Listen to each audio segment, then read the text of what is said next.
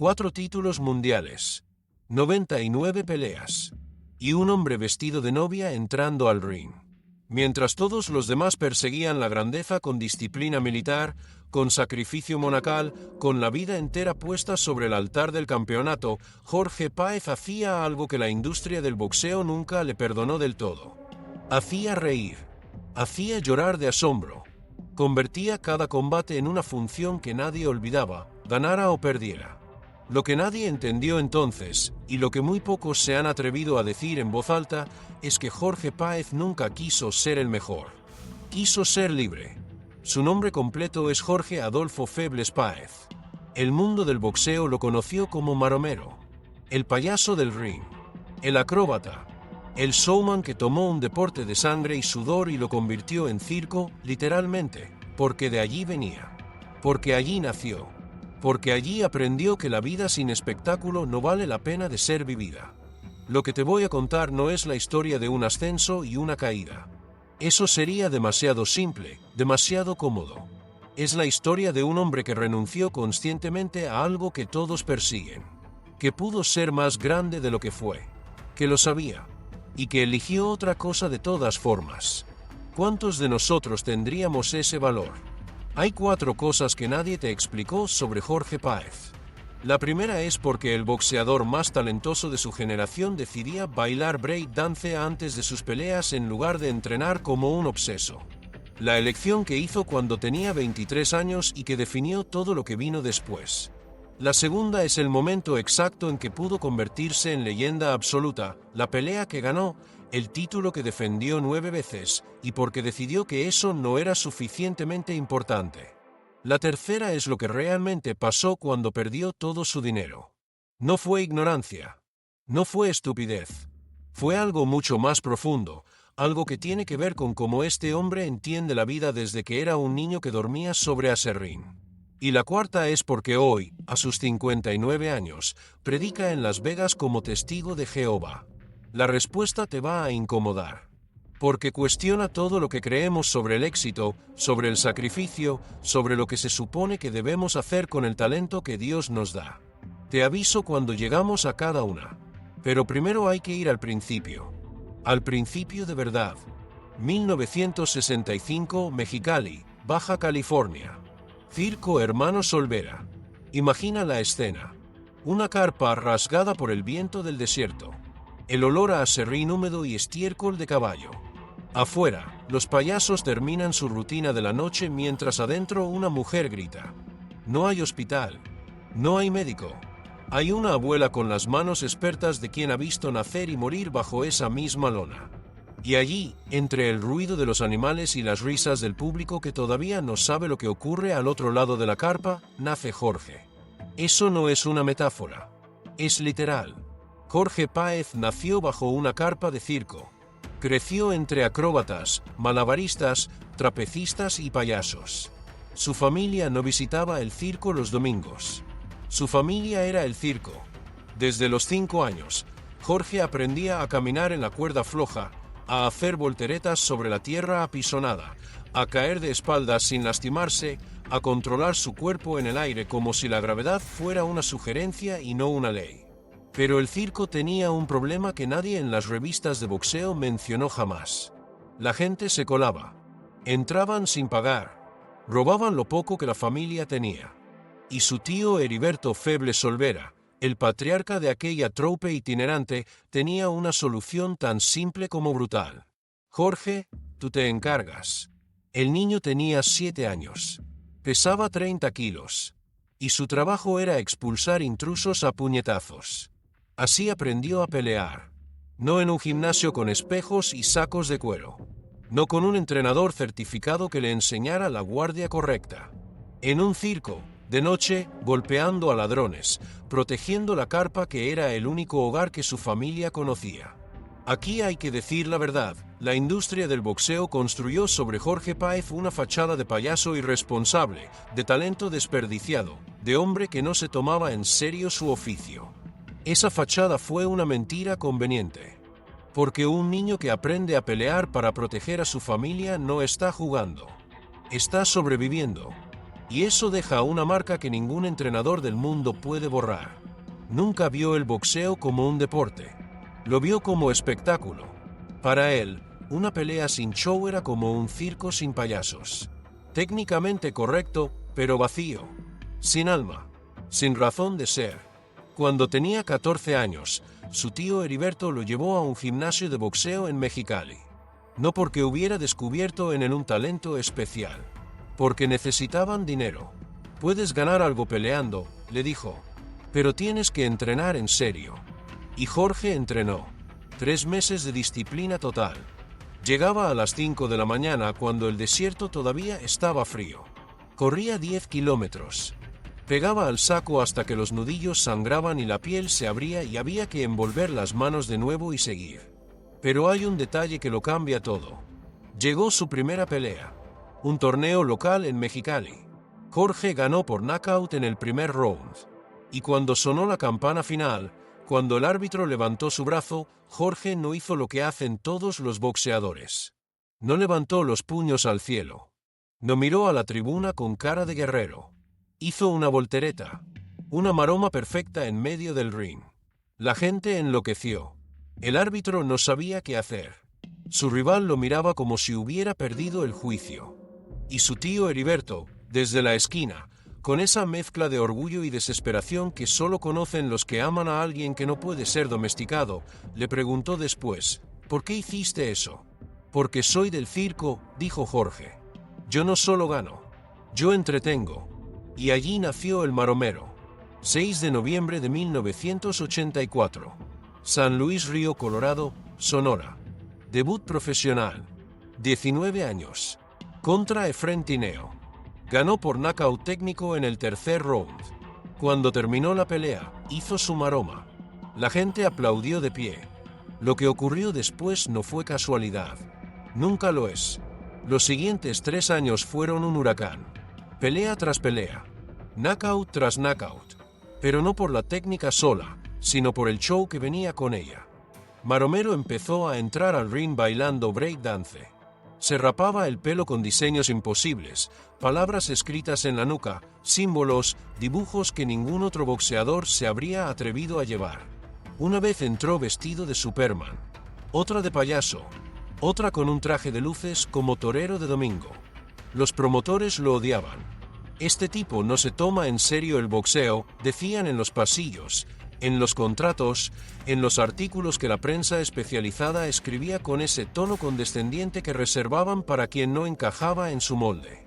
Los fanáticos lo amaban, porque este tipo entendía algo que los promotores nunca quisieron admitir. El boxeo es entretenimiento. Y Jorge seguía ganando, porque detrás del show había un boxeador de verdad, con reflejos de acróbata. Con un timín construido no en un gimnasio sino en el aire de una carpa, esquivando cuerpos en movimiento desde que tenía 5 años. Con la habilidad de doblar su cuerpo, de escurrirse entre los golpes como si sus huesos fueran de otro material. Su técnica favorita era el bolo punch, un gancho en espiral que nadie más sabía tirar. Lo aprendió viendo a viejos boxeadores mexicanos en vídeos borrosos. Lo perfeccionó solo, en el circo, contra el aire, contra la sombra de su propio cuerpo proyectada en la lona. Sinceramente, cuando veo cómo la prensa de aquella época trató a Jorge Páez, cuando leo los artículos que lo describían como un bufón, como un talento malgastado, siento algo muy parecido a la vergüenza ajena. Porque esos mismos periodistas, esos mismos promotores, llenaban sus arenas gracias a él. Cobraban gracias a él. Y luego lo señalaban con el dedo. Eso también es una forma de traición. ¿Cuántas veces en la vida hemos visto eso? ¿Cuántas veces hemos visto a alguien diferente, a alguien que no sigue las reglas del juego, ser usado y luego descartado por los mismos que se beneficiaron de su diferencia? Espera, porque lo peor todavía no ha llegado. De noche, cuando nadie lo veía, Jorge Páez se quedaba solo en el gimnasio. No para golpear el saco, no para correr, se quedaba para moverse, para sentir la lona bajo sus pies como si fuera la carpa del circo donde aprendió a existir. Había algo en ese silencio nocturno, en esa soledad elegida, que decía más sobre él que cualquier entrevista, que cualquier portada de revista. Porque Maromero no entrenaba. Maromero habitaba el boxeo como si fuera un idioma que su cuerpo ya conocía desde antes de nacer. Sus entrenadores lo notaron desde el principio y no sabían si alegrarse o desesperarse. Mientras otros boxeadores salían a correr 20 kilómetros en la oscuridad del amanecer, Jorge corría 5 y luego se ponía a practicar acrobacias en el patio del gimnasio. Mientras otros golpeaban el saco durante 6 horas seguidas, él golpeaba 2 y luego bailaba. Solo, con una música que solo él escuchaba. Los entrenadores lo miraban desde la puerta y no sabían si estaban viendo a un genio o a un hombre que estaba desperdiciando el don más grande que el boxeo mexicano había visto en una generación. Tienes que entrenar más, le decían. Si quieres ser campeón mundial, tienes que sacrificarte.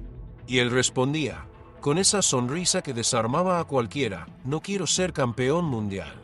Quiero divertirme. Mentía, claro que mentía.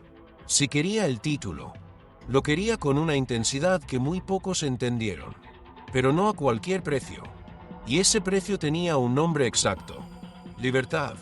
Porque Maromero entendió algo a los 20 años que la mayoría de los seres humanos nunca llega a entender. El éxito que te roba la libertad no es éxito. Es una prisión con trofeos. Y él no iba a vivir en una prisión. Sus entrenadores no lo entendían. Su familia tampoco. Podría ser como Julio César Chávez, decían, con esa mezcla de admiración y reproche que usan quienes creen que el sacrificio absoluto es la única forma de grandeza. Pero Maromero conocía el costo de ser Chávez. Lo había visto de cerca. Chávez entrenaba como un soldado en tiempo de guerra. Las 6 de la mañana sin excepción. Dieta perfecta. 0 alcohol. 0 fiestas. Disciplina de hierro, de esa que no dobla ni cuando el cuerpo suplica descanso. Si aún no te has suscrito al canal Secretos Oscuros de la Fama, este es el momento. Cada semana traemos historias como esta que no encontrarás en otro lugar. Y sí, Chávez ganó 107 peleas. Se convirtió en leyenda, en héroe nacional, en el nombre que los niños mexicanos aprendían antes que el de sus propios presidentes. Pero Maromero lo miraba y veía algo más. Veía a un hombre sin vida fuera del ring. ¿Qué haces cuando no peleas?, le preguntó una vez. Entreno, respondió Chávez. ¿Y cuando no entrenas? Pienso en entrenar. Maromero salió de esa conversación con la certeza grabada en el pecho. Ese camino no era para él. Para ser el mejor en el sentido que el mundo exige, tienes que convertirte en el boxeo. Tienes que dejar de ser persona y volverse oficio. Y Jorge Páez nunca quiso ser el boxeo. Quería ser Jorge, el niño del circo que hacía maromas. El hijo de una familia que vivía en el aire, entre redes y aplausos y la magia frágil de lo efímero. Esa decisión lo acompañó toda su carrera. ¿Cuánto vale un sueño que se cumple a costa de dejar de ser quien eres? En cada entrenamiento que acortó, en cada fiesta a la que fue cuando debía descansar, en cada vez que eligió bailar en lugar de correr. Los críticos lo crucificaron con la misma saña con que la industria siempre crucifica a quienes no obedecen. Desperdicia su talento. No se toma en serio el deporte. Podría ser grande, pero no quiere. Y tenían razón en algo. Maromero no quería ser grande en el sentido tradicional. Quería ser libre y grande al mismo tiempo. El problema es que esas dos cosas raramente van juntas. Raramente el mundo te deja tener las dos. Pero hay un detalle que lo cambia todo. El 4 de agosto de 1988, en la Plaza de Toros Calafia de Mexicali, Jorge Páez tenía 22 años y 35 peleas encima. Frente a él estaba Calvin Grove, campeón mundial pluma de la FIB, estadounidense, 32 años. Una experiencia brutal acumulada pelea a pelea, golpe a golpe. El favorito absoluto de todos los que sabían de boxeo. Y de todos los que no sabían pero apostaban igual. Jorge llegó al ring con el pelo rapado. En la nuca, brabadas a navaja, 2 palabras, México. Bailó hip hop durante 3 minutos completos antes de que sonara la campana. Grove lo miró desde su esquina con ese desprecio que se reserva para quien no se toma en serio lo sagrado. Este payaso no sabe dónde se metió. Los primeros 14 rounds fueron una tortura. Grove dominó. Maromero sangraba de la ceja. Tenía el ojo cerrado como una fruta golpeada. Las tarjetas de los jueces eran claras. Iba perdiendo. Y el público en las gradas lo sabía. Y su tío lo sabía. Y su abuela, desde algún lugar entre la multitud, apretaba las manos y rezaba con esa fe silenciosa que solo tienen las mujeres que han visto sufrir a los suyos y siguen ahí de todas formas. Round 15. El último. 3 minutos para cambiar una vida. Maromero salió de su esquina como si no hubiera peleado 14 rounds. Fresco. Rápido. Sonriendo. Primer minuto. Conecta un bolo punch que manda a Grove a la lona. Primera caída. Segundo minuto. Otro gancho en espiral. Imposible de leer, imposible de esquivar. Grove cae de nuevo. Segunda caída. Tercer minuto. Una combinación que nadie en ese ring supo de dónde vino. Grove no se levanta. Tercera caída. El árbitro detiene la pelea. Jorge Páez. Campeón mundial. 22 años. Y lo primero que hizo fue una maroma perfecta en medio del ring. Con el ojo morado. Con la boca sangrando. Con el cuerpo roto y el alma entera. La gente lloró. Su tío lloró. Su abuela gritó desde las gradas como si hubiera vuelto a nacer ella también. La cruda realidad es que esa noche, en Mexicali, el mundo del boxeo vio algo que no supo reconocer. Vio a un hombre que ganó siendo exactamente quien era, sin rendirse a la fachada que le exigían. Y en lugar de celebrarlo, la industria pasó los años siguientes intentando doblegarlo. Eso no es gestión deportiva. Eso es la podredumbre de un sistema que solo sabe fabricar campeones a su imagen y que destruye a quienes se niegan a ser el molde. Esa noche Jorge pudo haber sido el inicio de una dinastía. De una carrera que se contara en décadas. Pudo haber sido el próximo Chávez, el próximo ídolo nacional, el nombre en los libros de texto que los niños aprenden de memoria. Pero no lo fue, porque Maromero no quería ser Chávez. Y esa elección, esa sola elección, iba a costarle más de lo que cualquiera podía imaginar aquella noche de agosto. Si aún no te has suscrito al canal Secretos Oscuros de la Fama, este es el momento. Cada semana traemos historias como esta que no encontrarás en otro lugar. Después de ganar el título, los promotores llegaron con un contrato millonario sobre la mesa. Televisión nacional. Peleas en Las Vegas. Fama garantizada. Dinero real. Pero había condiciones escritas entre líneas con tinta que no se ve pero se siente. Tienes que entrenar 6 días a la semana.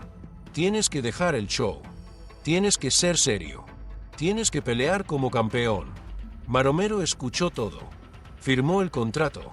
Y al día siguiente hizo exactamente lo contrario. Siguió llegando al gimnasio cuando quería. Siguió bailando antes de las peleas.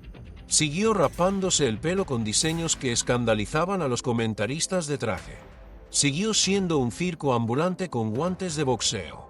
Y cuando le preguntaban por qué no entrenaba en serio, respondía con una calma que desesperaba a sus promotores, porque si entreno en serio, dejo de disfrutarlo. Y si dejo de disfrutarlo, ¿para qué estoy aquí? Esa frase, guárdala, va a explicar todo lo que viene después. Defendió el título 9 veces. 9. Contra Troy Dorsey, contra Esteve Cruz, contra Luis Espinoza. Ganó todas. No porque entrenara como una máquina, sino porque su talento era tan absurdo, tan fuera de cualquier escala conocida, que el sistema no alcanzaba a contenerlo. Pero en cada pelea, el show era más importante que la victoria. Y eso, para la industria, era imperdonable. Lo que ocurrió después no fue casualidad. Nunca lo es. Una vez entró al ring vestido de monja. No como broma de vestuario. No como descuido de última hora. Con hábito completo, con rosario colgando, con la solemnidad de quien sabe exactamente lo que está haciendo. La arena entera se detuvo. Los comentaristas no supieron qué decir. Los jueces se miraron entre ellos. Y Maromero caminó hacia el centro del ring como si aquello fuera lo más natural del mundo. Pero eso no fue lo más memorable. La noche que entró con traje de novia, con velo blanco, con ramo de flores en la mano izquierda y los guantes en la derecha, esa noche sí partió al mundo en dos. Porque esa tarde se había casado con Griselda. Su Griselda. y decidió que la mejor manera de celebrarlo era subir al cuadrilátero con el vestido puesto, porque para él el ring no era un lugar de guerra. Era su sala, era donde vivía. La gente no sabía si reír o aplaudir. Los puristas del boxeo lo detestaban con una rabia que iba más allá del deporte. Sentían que les escupía en la cara, que se burlaba de algo sagrado. Y quizás tenían razón. Quizás Maromero sí se burlaba, pero no del boxeo. Se burlaba de la seriedad sin sentido, de la solemnidad impostada, de la fachada de grandeza que el deporte construía sobre sí mismo para justificar el daño que hacía a los cuerpos de los hombres. Sus fanáticos, en cambio, lo entendían perfectamente. Este hombre sabe que la vida es demasiado corta para vivirla con el ceño fruncido. Y Maromero seguía ganando. Seguía siendo mejor que todos, incluso sin esforzarse al máximo. 9 defensas de título. 9. Contra hombres que entrenaban el doble, que dormían el doble, que sufrían el doble. Y él los derrotaba con una sonrisa. Pero había un problema. Uno que él conocía mejor que nadie. El talento tiene fecha de caducidad. El cuerpo no es eterno. Y el boxeo, ese deporte que él había convertido en circo y en fiesta, el boxeo no perdona. No perdona el sueño que no se duerme. No perdona el kilómetro que no se corre. No perdona la madrugada que se pasa bailando en lugar de descansando. El boxeo cobra. Siempre cobra. Y la factura llega cuando menos se espera, con un interés brutal. Maromero lo sabía. Y eligió vivir de todas formas. El 22 de septiembre de 1990, en Sacramento, California, llegó la primera factura grande. Tony López. Mexicano como él, hambriento como él nunca quiso ser, disciplinado hasta el extremo que Maromero siempre rechazó. López vivía en el gimnasio. Su entrenador lo decía sin pudor: Tony come boxeo, respira boxeo, sueña boxeo. No tenía hobbies. No tenía vida social. Solo el ring. Solo el sacrificio. Solo la máquina perfecta que construyes cuando le entregas todo a una sola cosa. Maromero escuchó eso en la conferencia de prensa y sintió algo que la prensa interpretó mal. No fue arrogancia. Fue lástima genuina. ¿Cómo puedes vivir así?, le preguntó a López frente a las cámaras. ¿No extrañas disfrutar la vida? López lo miró sin entender la pregunta. El boxeo es mi vida, respondió. Y Maromero asintió despacio. Exacto. Por eso te tengo lástima. La prensa lo destruyó al día siguiente. Arrogante. Irrespetuoso. Payaso. Pero nadie entendió lo que acababa de ocurrir. 2 filosofías de vida chocando frente a las cámaras. 2 maneras de entender para qué sirve el tiempo que nos dan. Mira, lo digo sin rodeos. Hay algo que los analistas deportivos nunca se atrevieron a decir sobre esa pelea, y es que López ganó en el marcador pero perdió en algo que no se mide con puntos. Conozco hombres como Tony López. Hombres que lo sacrificaron todo por una sola cosa. El trabajo, la familia, los años. Y cuando llegaron al final del camino, con el trofeo en la mano, se dieron cuenta de que no había nadie con quien celebrarlo. Eso no es disciplina. Eso es una condena disfrazada de virtud. Maromero lo vio. Y tuvo el valor de decirlo en voz alta. Esa noche, en el vestidor, después de la derrota, pasó algo que los periodistas registraron pero no supieron leer. Maromero reía con su equipo. Bromeaba. López estaba callado, serio, con el cinturón en la mano y el vacío en los ojos. Un periodista le preguntó a López cómo se sentía ganar. Bien, dijo. Sin emoción. Sin brillo. Le preguntó a Maromero cómo se sentía perder. Igual que siempre, respondió riendo. Mejor que no haber peleado. Esa diferencia lo revela todo. López necesitaba ganar para sentirse completo. Maromero se sentía completo independientemente del resultado. Y eso, esa libertad interior que no depende de ningún marcador, es algo que muy pocas personas alcanzan en toda una vida. Espera, porque lo peor todavía no ha llegado. Julio de 1994. MGM Grand, Las Vegas. Oscar de la Hoya tenía 21 años, medalla de oro olímpica, el apodo de Golden Boy y una mirada que no conocía la duda. Maromero llegó al pesaje con Viva México rapado en la nuca. Bailó salsa durante la conferencia de prensa. Le guiñó el ojo a De La Hoya como si aquello fuera una fiesta de barrio. De La Hoya no se rió. Es básicamente un payaso, dijo. Maromero lo escuchó. Sonrió. Gracias. Los payasos hacen feliz a la gente. ¿Tú qué haces? De La Hoya no supo qué responder. Porque la verdad incómoda es que De La Hoya hacía boxeo. Técnico, efectivo, frío, sin alma visible. Y Maromero hacía algo que no tiene nombre exacto en el deporte, pero que su audiencia reconocía en cada movimiento. La pelea duró 39 segundos del segundo round. Un gancho de izquierda. Maromero cayó de espaldas. No se levantó. ¿Cuántas mujeres de las que me están viendo ahora han vivido ese momento? No en un ring, en una sala de hospital, en una llamada que llega de madrugada, en la cara de un hijo que te mira como si ya no te conociera. Ese momento donde el suelo desaparece y no hay nada que amortigüe la caída. Maromero lo vivió frente a 20.000 personas y las cámaras de HBO. Y lo que confesó después de esa noche es lo que cambia toda la historia. ¿Ustedes creen que Maromero entró a ese ring pensando que podía ganar o ya sabía lo que iba a pasar? Déjenme su respuesta en los comentarios. Quiero saber qué piensan las que vivieron esa época, las que vieron esa pelea, las que recuerdan ese nombre. Lo que Maromero confesó después de esa noche no fue una queja. No fue un lamento. Fue algo mucho más extraño, mucho más difícil de procesar para quienes crecimos creyendo que ganar era lo único que importaba. Dijo que fue una de las mejores noches de su vida. No por la pelea, por todo lo demás. Antes de subir al ring del MGM Grand, cenó con su familia. Todos juntos alrededor de una mesa. Sus hermanos, su mamá, su esposa Griselda. Contaron historias viejas, de las que hacen reír hasta que duele el estómago, de las que uno guarda en algún lugar del pecho para los días oscuros.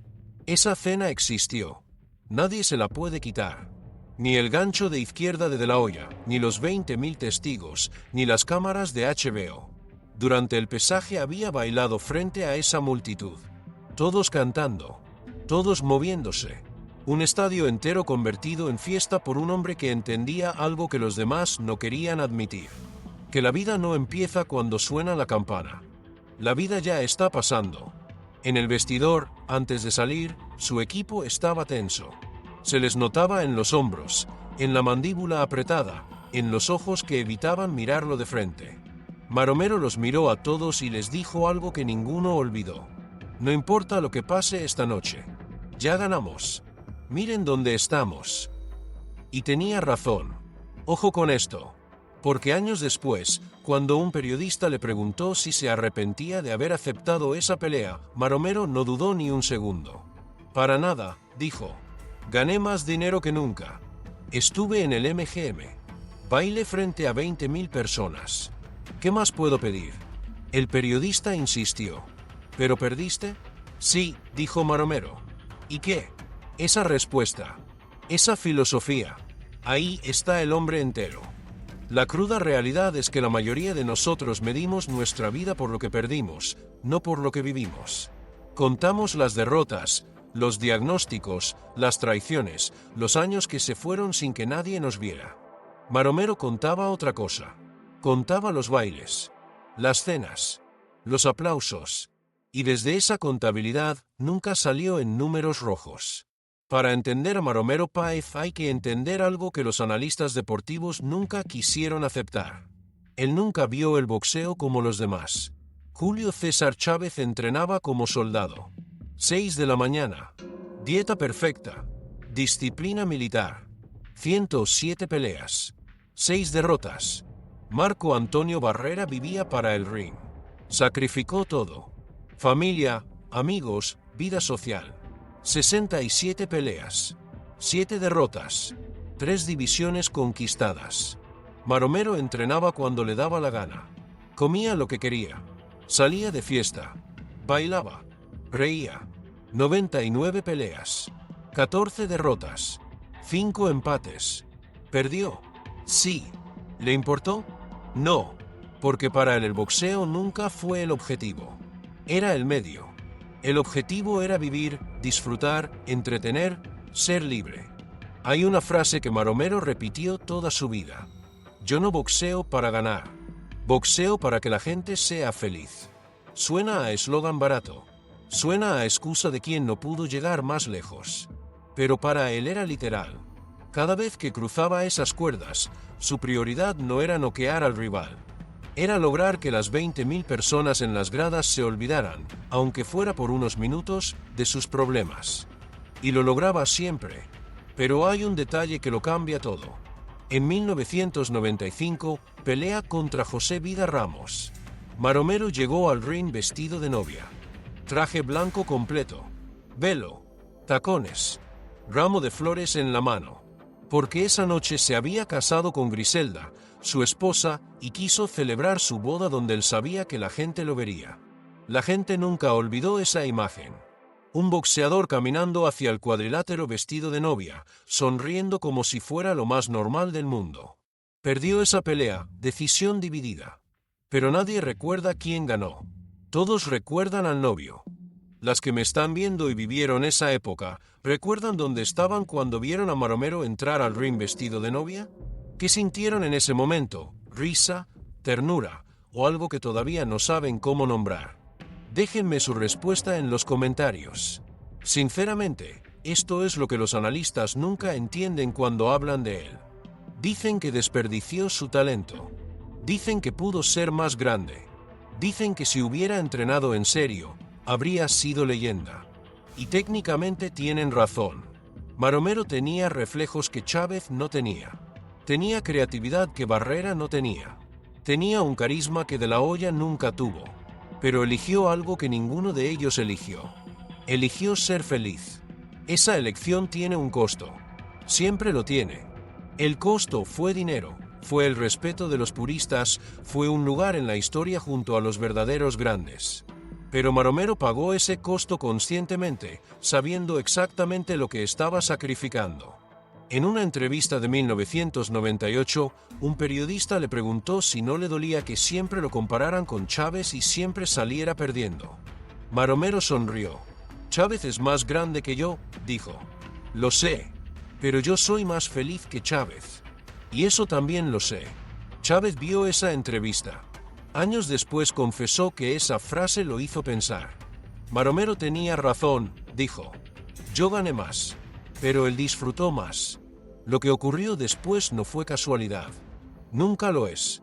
Diciembre de 2003. Phoenix, Arizona. El Dodge Theater.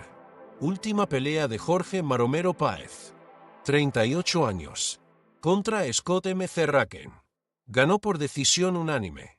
10 rounds. Dominó toda la pelea. Cuando sonó la campana final, hizo su última maroma. Perfecta.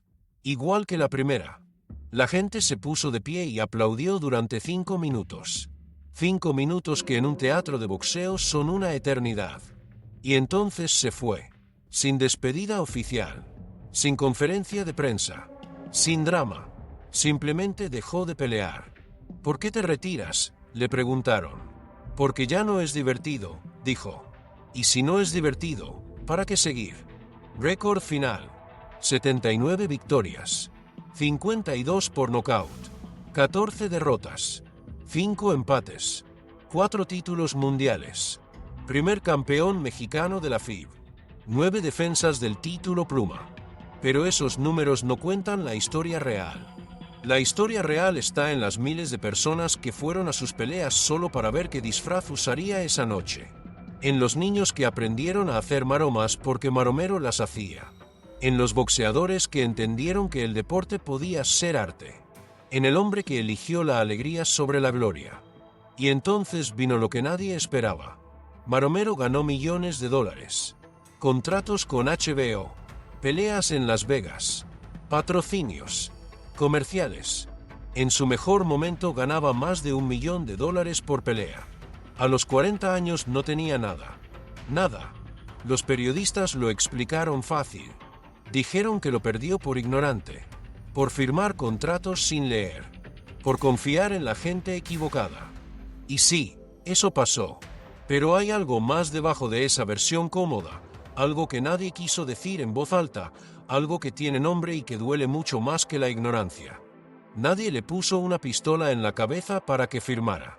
Eso hay que decirlo con todas sus letras.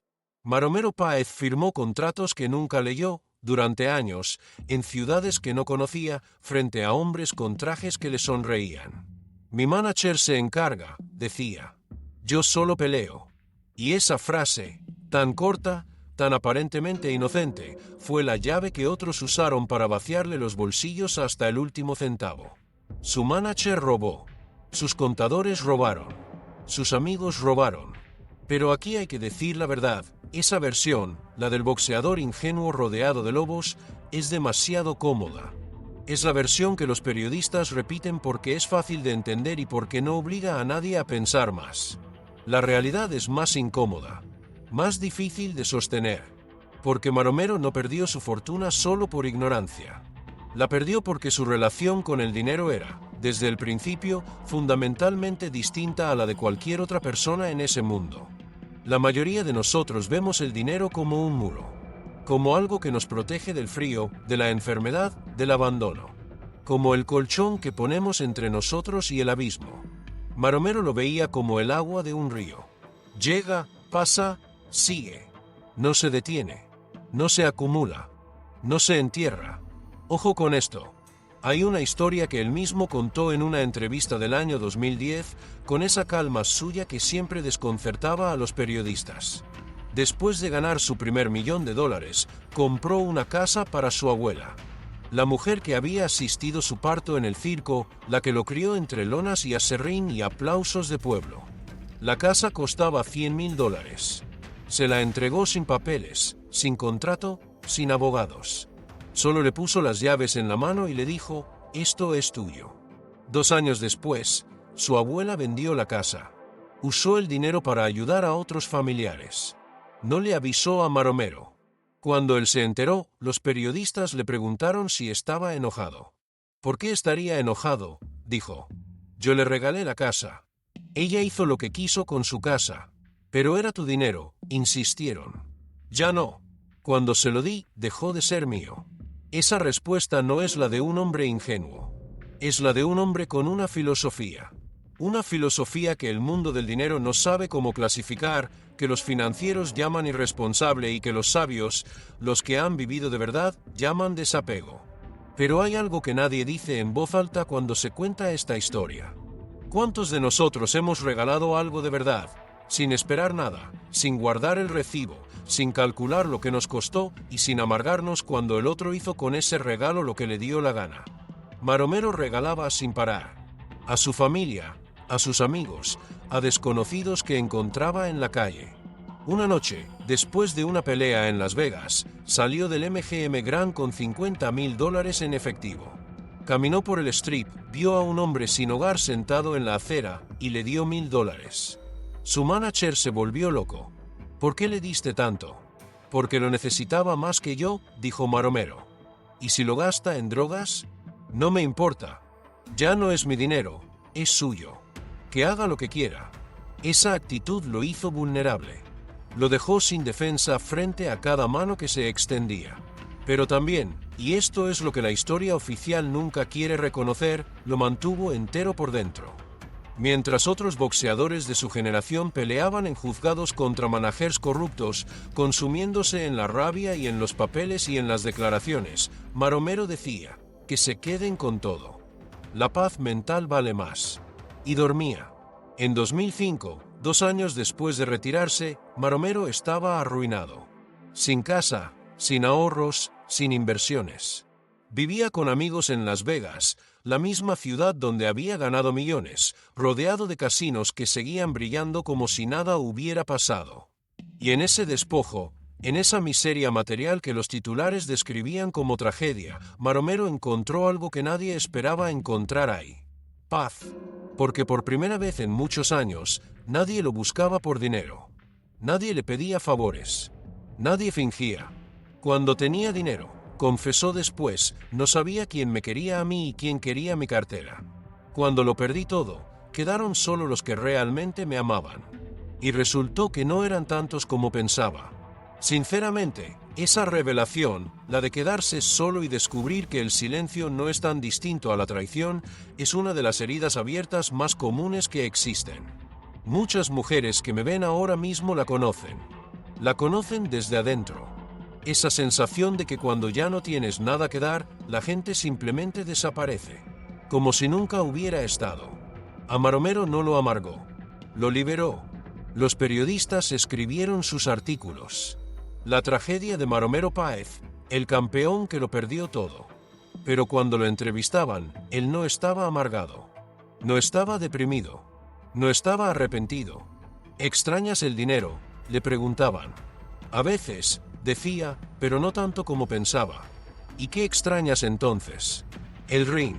El show. Hacer reír a la gente. Esa respuesta rompe algo. Rompe todo lo que creemos que debe sentir un hombre que cayó desde tan alto. Y entonces, en 2007, ocurrió algo que nadie en el mundo del boxeo supo cómo interpretar. Un amigo lo invitó a una reunión de testigos de Jehová en Las Vegas.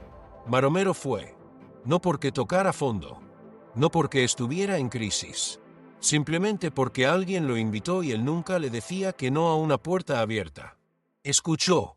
Preguntó. Volvió. Y algo resonó en él, no el dogma, no las reglas, sino algo más antiguo y más simple, la idea de comunidad, de servicio, de que la vida tiene un propósito que no cabe en una cuenta bancaria. Meses después se bautizó. Los periodistas enloquecieron. El showman encontró a Dios. El payaso del ring se volvió religioso. Pero Maromero lo explicó de una manera que nadie esperaba. En los testigos de Jehová encontré lo mismo que en el circo, dijo. Comunidad. Propósito. La idea de que estamos aquí para servir a otros, no para acumular. No fue una caída lo que lo llevó ahí. Fue el reconocimiento de algo que ya llevaba dentro desde que era niño y hacía maromas en una carpa de pueblo para que la gente olvidara por un momento que tenía hambre. La cruda realidad es que hay hombres que el mundo destruye y que sin embargo no se dejan destruir. Y eso, para algunos, es más difícil de perdonar que cualquier fracaso. Esa conexión entre el circo de su infancia y su fe no es un detalle menor. Es la columna vertebral de todo lo que fue, de todo lo que eligió ser y de todo lo que el mundo del boxeo nunca supo cómo perdonarle. Porque Maromero nunca vio la vida como una carrera. La vio como un espectáculo. Y esa diferencia, que parece pequeña, lo cambia todo. En el circo nadie acumula. Cada noche es una función nueva. El telón cae, la carpa se desmonta y al día siguiente empiezas de cero en otro pueblo, con otra gente, bajo otro cielo. No construyes para el futuro, vives para el presente.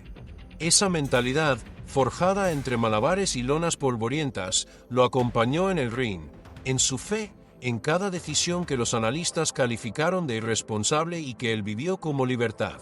Cuando le preguntaban cómo podía ser feliz sin dinero, Maromero no se ponía a la defensiva. Sonreía. Y respondía con una sencillez que desarmaba. El dinero nunca fue lo que me hacía feliz. Entonces, ¿qué te hace feliz? Servir. Ayudar. Hacer sonreír a alguien. Eso me hace feliz. Y eso es gratis. Esa filosofía no es inocente. Es radical. En una cultura de consumo, en una sociedad que mide el valor de un hombre por lo que acumula, decir que la felicidad no tiene precio de mercado es casi un acto subversivo. Sugiere que todo lo que nos venden sobre el éxito, el sacrificio extremo, el grind sin descanso, la disciplina militar, es una farsa. Una fachada brillante que esconde un abismo enorme. ¿Cuántos campeones mundiales, con sus cinturones colgados en la pared y sus cuentas bancarias llenas, se han sentado solos en una habitación de hotel a las 3 de la mañana preguntándose para qué fue todo esto? Julio César Chávez peleó 115 veces. Es leyenda absoluta, patrimonio nacional de México. Y también tuvo adicciones que lo arrastraron al infierno personal, depresiones que nadie vio venir, divorcios, distancia con sus hijos. En 2011, desde una clínica de rehabilitación, dijo algo que debería grabarse a fuego: gané todo en el ring. Perdí todo afuera. Mike Tyson, el hombre más temido del planeta, campeón a los 20 años, perdió su fortuna, fue a prisión, tuvo crisis que lo llevaron al borde. En 2013 admitió: odio la persona en la que me convertí por el boxeo. Floyd Mayweather, invicto, 50 peleas, 0 derrotas, $1.000 millones ganados. Y en una de las pocas entrevistas donde bajó la guardia, confesó algo que nadie esperaba de él: no tengo amigos reales. No confío en nadie. El dinero no compra felicidad. Y entonces está Maromero. 79 victorias, 14 derrotas, sin dinero, sin fama actual. Pero en paz. Mira, lo digo sin rodeos, hay algo que esta historia le hace a uno por dentro, y no es cómodo. Vivimos repitiendo que el éxito exige sacrificio total, que hay que levantarse antes que el sol, que el descanso es para los débiles. Y entonces aparece un hombre que tuvo el talento para ser leyenda absoluta, que dijo no a todo eso, y que hoy barre el piso de una tienda de donas en Las Vegas con la misma paz en el rostro que tenía cuando entraba al ring. Eso no es una caída. Eso es una condena que él mismo eligió no cumplir. Y eso, para los que sí pagaron el precio completo, es más difícil de aceptar que cualquier derrota. Hoy Maromero predica en Las Vegas, de puerta en puerta, como todos los testigos de Jehová. A veces lo reconocen. ¿Eres el Maromero?, le dicen. Sí, responde. ¿Quieres hablar de Dios? Algunos aceptan. Otros se ríen. Otros cierran la puerta sin decir nada. No le importa. Sigue tocando. Un periodista le preguntó una vez, con ese tono que mezcla la lástima con el desprecio: ¿no te da vergüenza? Fuiste campeón mundial y ahora tocas puertas.